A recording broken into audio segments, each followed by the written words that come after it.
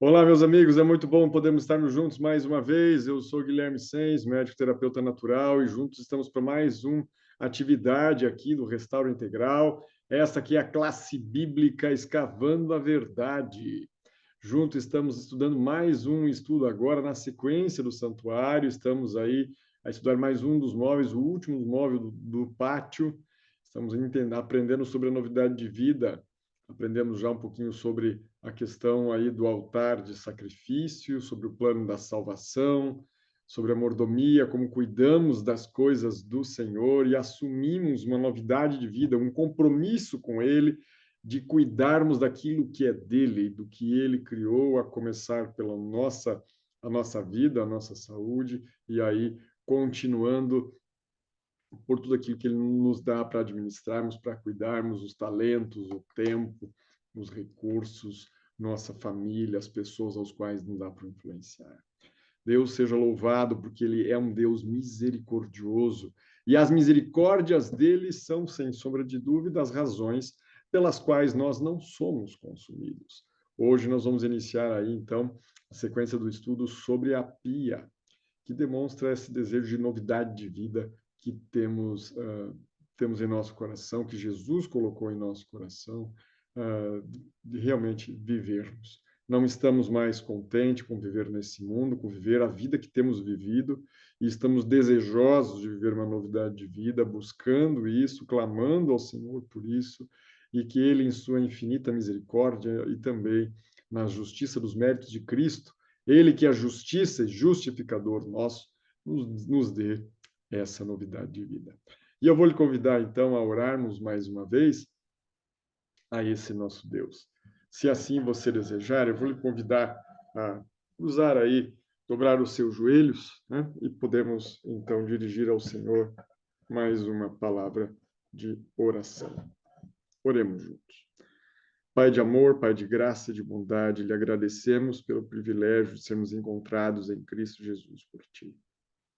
Porque em Cristo podemos, Senhor, receber o Teu Espírito e com ele a novidade de vida que necessitamos. Sabe de nossas falhas, de nossas inconstâncias, de nossas faltas. Demonstra, Pai, por favor, mais uma vez, misericórdia desses Teus filhos. Transforma-nos à semelhança de Cristo, dai-nos o caráter que é dele e ajude-nos a viver uma vida de coerência contigo. Que só podemos viver contigo, Pai, pois não há isso em nós. Obrigado pelo dom de Cristo, em seu precioso sangue pedimos perdão e purificação do nosso coração. Em nome de Jesus, amém. Amém, ó Pai.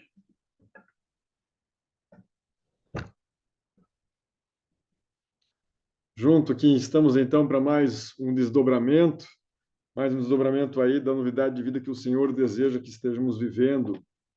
Vamos então conversar um pouquinho mais sobre esse importante móvel que é a pia. Vamos tentar pegar aí uns desdobramentos do estudo que temos feito. Vamos tentar resgatarmos, então, nós estamos estudando aí uma sequência sobre o santuário, né?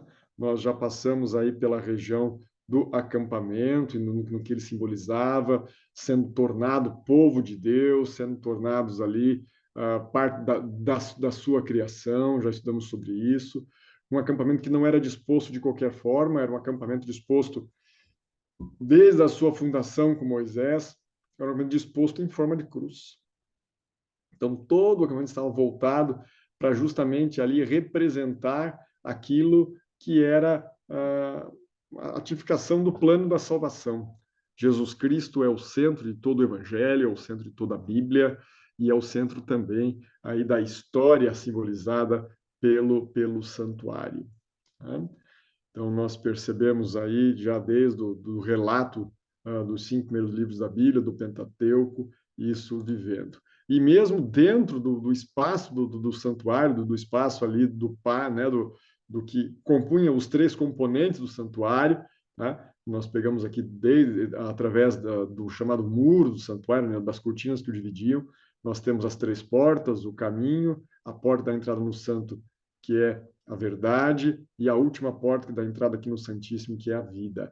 Da mesma forma que Jesus disse que ele é a porta no qual o pastor entra, no qual as ovelhas transitam, ele também diz que ele é o caminho, a verdade e a vida. E estamos agora estudando os móveis de dentro do santuário, na parte do pátio, que é essa parte externa.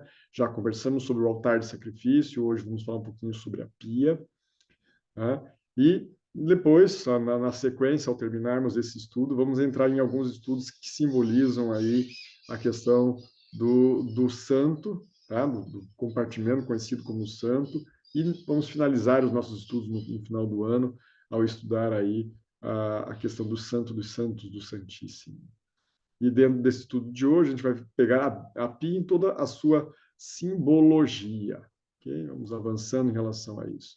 Então, a pia ela tinha uma dupla função, importante de ser mencionada, que era de fornecer água para a limpeza dos sacerdotes, através aí da lavagem, da higiene que eles assim faziam, e serviam também para relembrar a santidade de Deus, porque o sacerdote ele tinha ali escrito, né, bem sobre a sua fronte,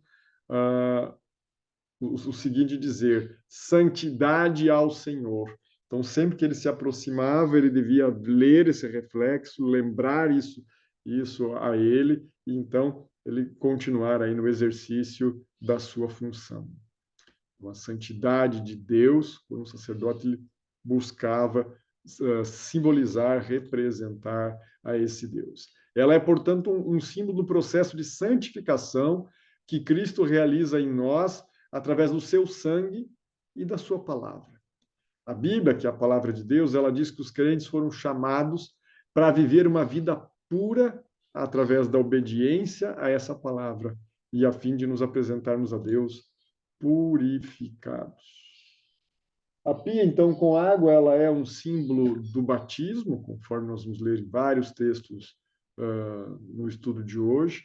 É um símbolo também da palavra de Deus, esse agente regenerador, e até mesmo também da novidade de vida que temos nesse processo de santificação ao recebermos o Espírito Santo. Como é esse processo de nascer de novo? Bom, a restauração é um processo longo e complexo, e não é só consertar. É buscar de todos os modos levar uma obra ao seu estado original.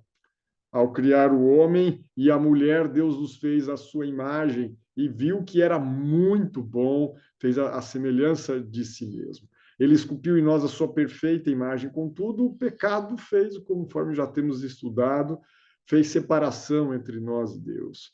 O pecado, ele quebrou essa imagem. E aí, quando nós desejamos buscar nesse Deus essa novidade, Jesus vem restaurar isso, e ele começa o seu ministério dessa forma, dizendo que nós também começamos a servi-lo dessa forma. E por isso o batismo de Cristo nos dá o exemplo. A partir do momento em que ele desceu as águas por João Batista, ali inicia o seu ministério de 3 anos e meio. O batismo, ele marca o início da caminhada cristã. A cerimônia do batismo representa uma completa renovação e mudança de vida. É nas águas do batismo que demonstramos publicamente que aceitamos a completa restauração que Cristo nos oferece. Não há nada de poder sobrenatural na água e nem na cerimônia. O poder está em Cristo. Foi ele que morreu na cruz do Calvário. Foi ele que pagou o preço pelos nossos pecados. Foi ele que se fez réu e condenação por nós.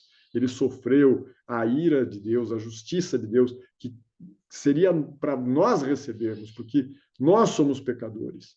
E o salário do pecado é a morte. Ele morreu morte eterna por propiciação pelos nossos pecados, para que nós possamos ter esperança de uma novidade de vida. E eu vou lhe convidar, então, a estudarmos aí o livro de João, Evangelho do Nosso Senhor Jesus Cristo, segundo o discípulo amado João, um dos últimos livros aí do Novo Testamento a ser escrito. João, capítulo 3, na visita do fariseu Nicodemos, muito reconhecido e respeitado em seu povo. Lemos até ali o verso 15. Tá? Nicodemos, ela prossegue, ela continua, mas hoje, em especial, nós vamos dar até o verso 15. Havia, diz o verso 1, entre os fariseus um homem chamado Nicodemos, um dos principais dos judeus. Este, de noite, porque ele temia ser visto com Jesus publicamente ainda, mais tarde ele assume o cristianismo, ele junto com José de Arimateia tiram o corpo de Cristo e lhe dão um sepultamento digno, ele inclusive vende muito de suas posses e financia o movimento cristão inicial, ele realmente tem uma conversão genuína e durante muito tempo ele seguiu essa fé. Porém, nesse momento, ele temia ser visto publicamente com Cristo, então, de noite, mas ainda assim, ele vai a Jesus. De noite, ele foi ter com Jesus e lhe disse: Rabi, que sabemos que és mestre vindo da parte de Deus, porque ninguém pode fazer esses sinais que tu fazes se Deus não estiver com ele. A isto respondeu Jesus: em verdade te digo que se alguém não nascer de novo, não pode ver o reino de Deus. Perguntou-lhe Nicodemos: como pode um homem nascer sendo já velho? Pode porventura voltar ao ventre materno e nascer segunda vez? Respondeu-lhe Jesus: em verdade te digo, quem não nascer da água e do espírito não pode entrar no reino de Deus. O que é nascido da carne é carne, e o que é nascido do espírito é espírito. Não te admires de eu te dizer: importa-me nascer de novo. O vento sopra onde quer e ouve a sua voz, mas não sabe de onde vem nem para onde vai. Assim é todo aquele que é nascido do Espírito. Então lhe perguntou Nicodemos: como pode suceder isso? Acudiu Jesus: tu és mestre em Israel e não compreende estas coisas? Sim, ele era mestre de Israel e ele tinha esse entendimento. Havia toda a questão dos rituais judeus daquela época, inclusive rituais de purificação. O próprio batismo não era um ritual desconhecido para os judeus. Sim, João o Batista, ele estava ali batizando e já havia batizado muitos, mas os rituais de purificação existiam, até mesmo para entrar no templo em determinados locais, era necessário ao judeu passar muitas vezes pelas águas, tá? Dependendo do tipo de cerimônia, os próprios sacerdotes também, eles não entravam no templo, ali na tenda, né, na parte do santo, sem se purificarem. Então, após o sacerdote ali receber, né, o cordeiro, quem matava o cordeiro era o pecador, e pegar o sangue do cordeiro, ele ia levar esse sangue para dentro do tabernáculo, era necessário que o sacerdote passasse pela purificação. Ele se lavava externamente, mãos e pés ali na pia, e ao entrar ele tinha que passar por uma espécie de um biombo ali, onde ele se limpava. E então ele prosseguia, chegando-se até ali ao altar de incenso, onde ele aspergia o sangue daquele sacrifício. Então, o ritual de purificação, vendo as águas como uma cerimônia de purificação, não era em nenhum ponto estranho aos judeus, aos líderes judaicos, aos líderes religiosos, aos fariseus, nem tampouco a Nicodemos. Jesus continua no verso 11: em verdade te digo que nós dizemos que sabemos e testificamos o que temos visto, contudo não aceitais o nosso testemunho. Se tratando das coisas terrenas, não me credes, como crereis se vos falar das celestiais? Ora, ninguém subiu ao céu, senão aquele que de lá desceu, a saber, o Filho do Homem que está no céu, e do modo por que Moisés levantou a serpente no deserto, assim importa que o Filho do Homem seja levantado, para que todo aquele que nele crê tenha a vida eterna.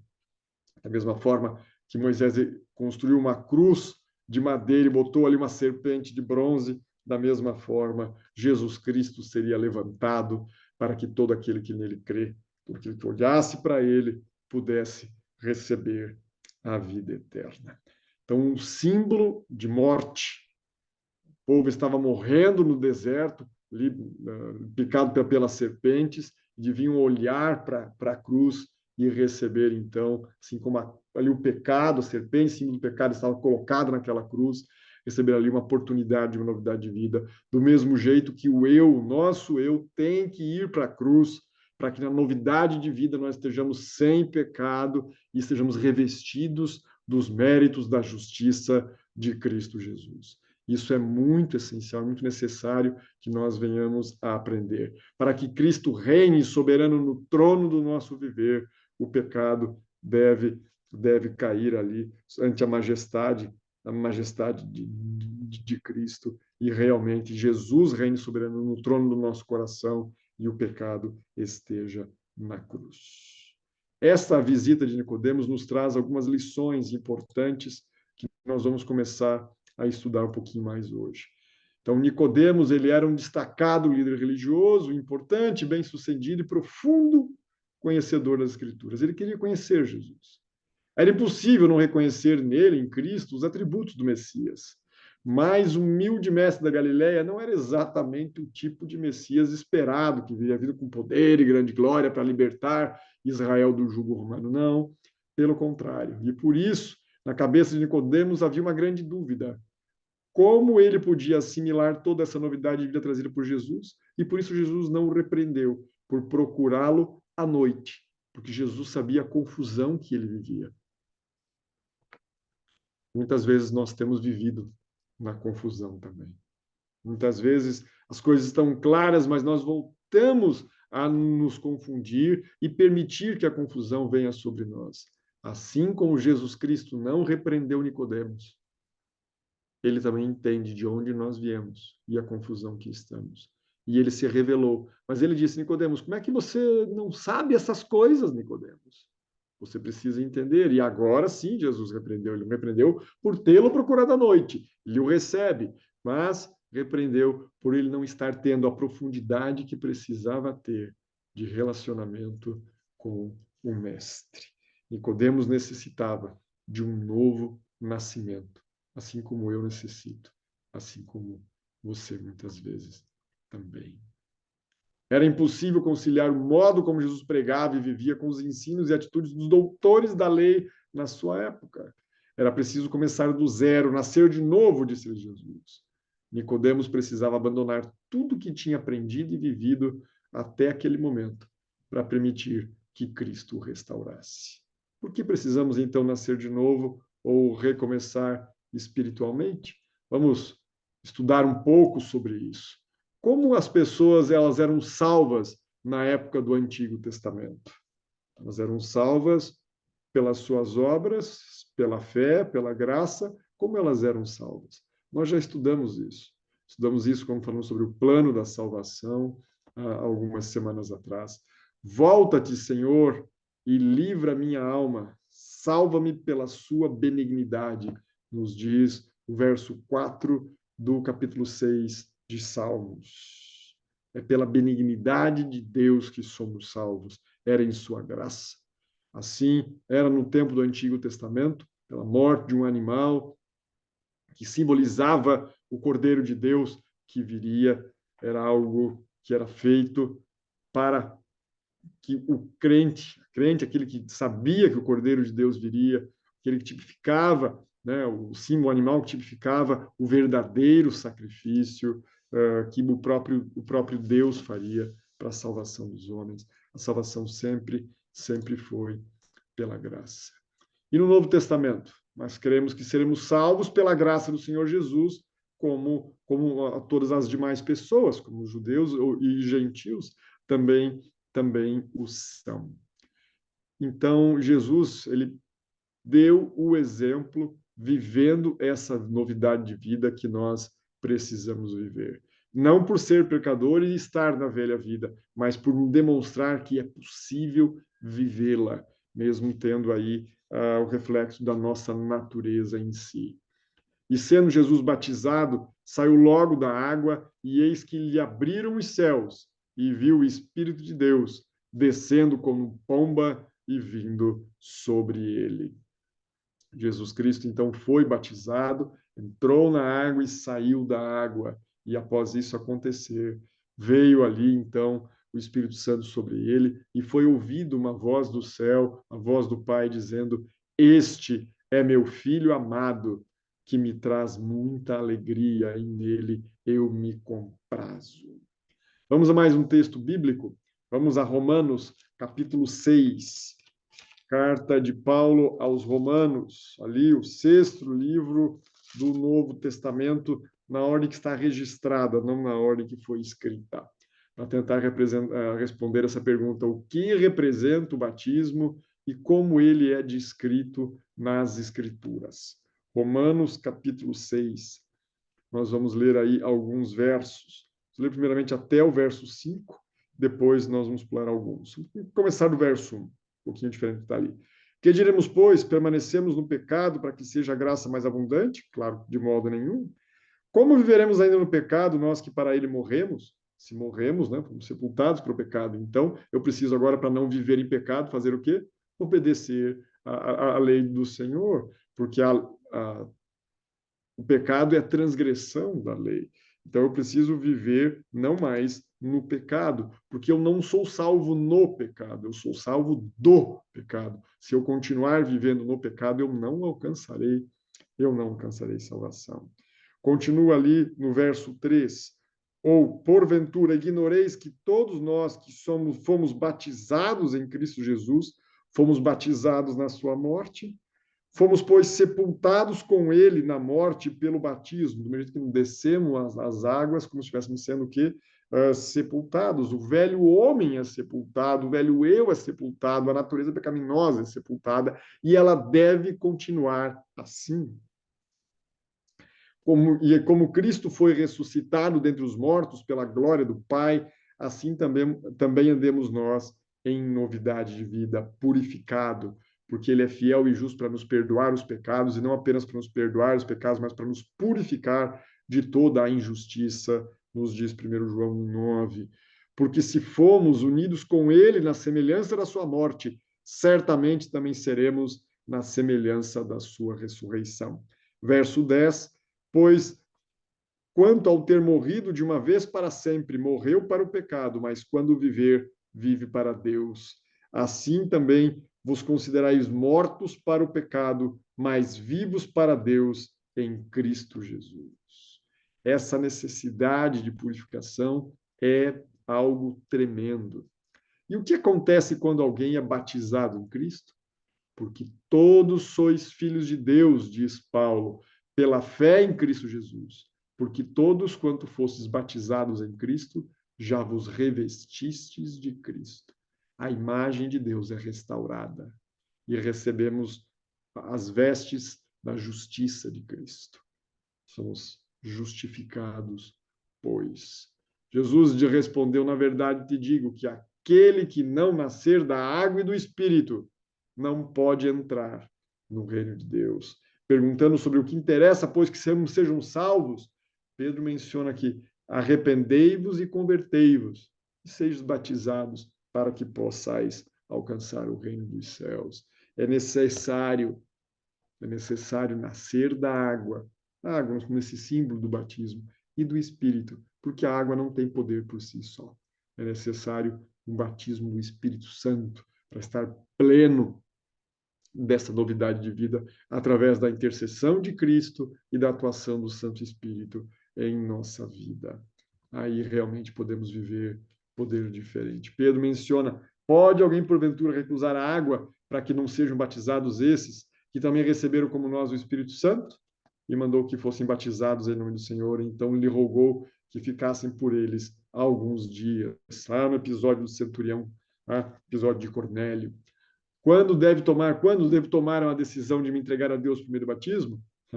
Diz Paulo em 2 Coríntios, porque ouvi-te em tempo aceitável e socorri-te no dia da salvação. Eis aqui agora o tempo aceitável, eis aqui agora o dia da salvação. Quando é esse momento? Esse momento é hoje. Vamos conhecer um pouquinho aí, porque foi mudado isso, né? Os chamados anabatistas, eles resgatam o movimento de batismo como existia nos tempos de Cristo. Por quê? Porque isso havia se mudado, tá? Havia sido transformado, muitas cerimônias cristãs foram transformadas para poder se moldar com os costumes pagãos de sua época, em especial após a cristianização do Império Romano. Tá? E ali os rituais pagãos daquele tempo começaram a entrar progressivamente dentro do cristianismo. E há um pensamento, né? O que José e Maria fizeram com o menino Jesus? Bom, o que eles fizeram com Cristo? Eles apresentaram. Passou ali dias eles levaram Jesus, então, a Jerusalém para apresentarem o Senhor. Eles apresentaram Jesus. Eles apresentaram Jesus no templo. E Jesus foi batizado aos 30 anos por seu primo João Batista, né? Primo segundo. Aliás, seria até terceiro, né? Porque, a princípio, sim, Isabel era prima de Maria, tá? E ele era filho de Isabel, né? Então, foi batizado por seu parente João Batista nas águas do Rio Jordão. Ele nos deu um exemplo. Jesus saiu da Galiléia para ter com João, né? Junto do Jordão, para ser batizado por ele.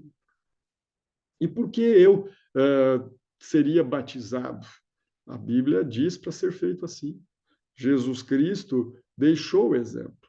E a palavra batismo vem do grego baptizo, que significa mergulhar, imergir.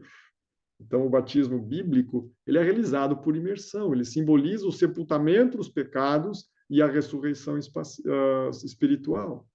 A Bíblia não aprova o batismo de bebês, porque eles não sabem o que significa pecado, nem perdão, nem arrependimento.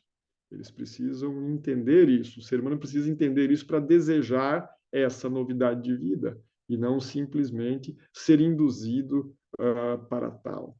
Porque diz ali o Evangelho: quem crer e for batizado, esse será salvo.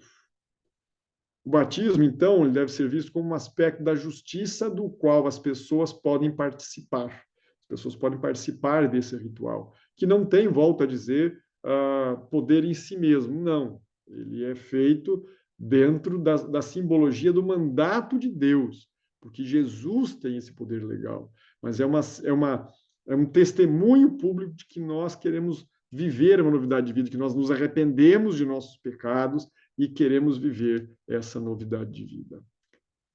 Uma vez que Cristo, que não conheceu o pecado, foi batizado para cumprir toda a justiça, nós, como pecadores, devemos fazer o mesmo. O exemplo de Jesus e o ensino da Bíblia realçam a importância do batismo.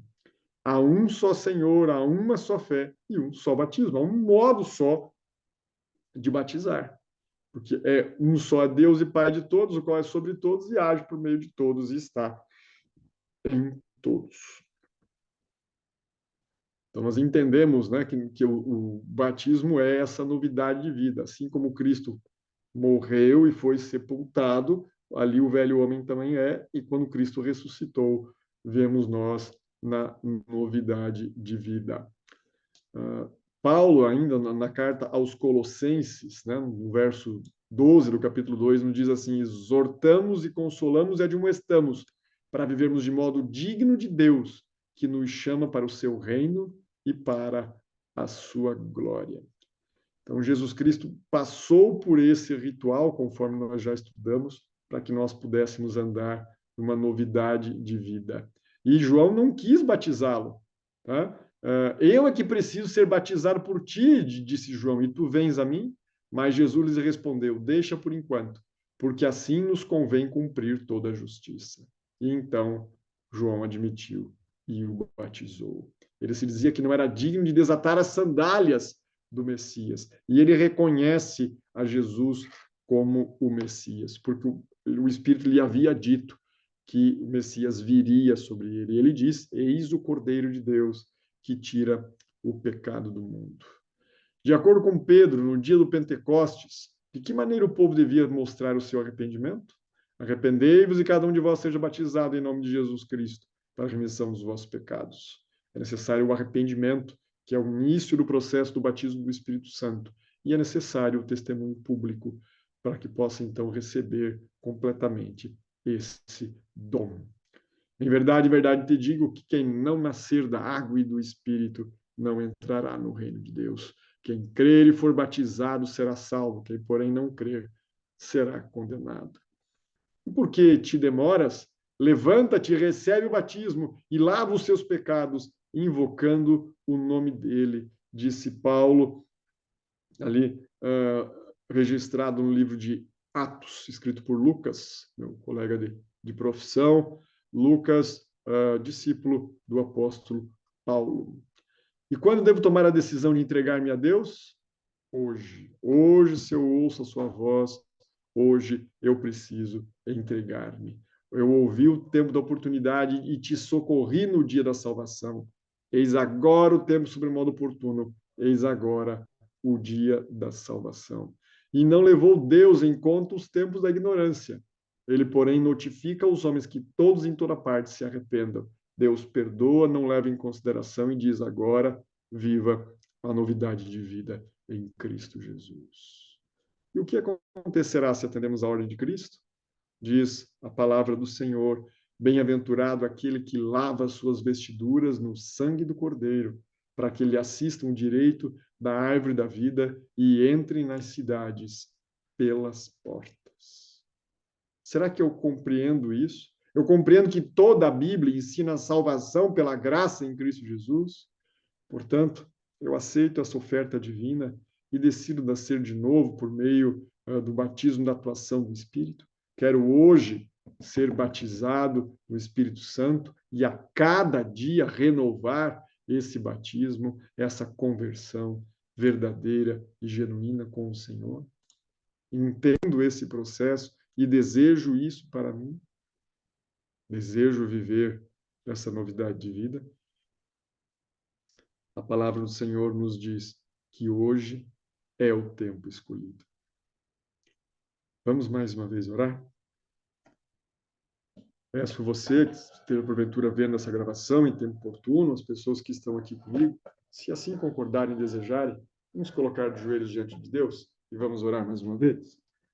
Oremos juntos.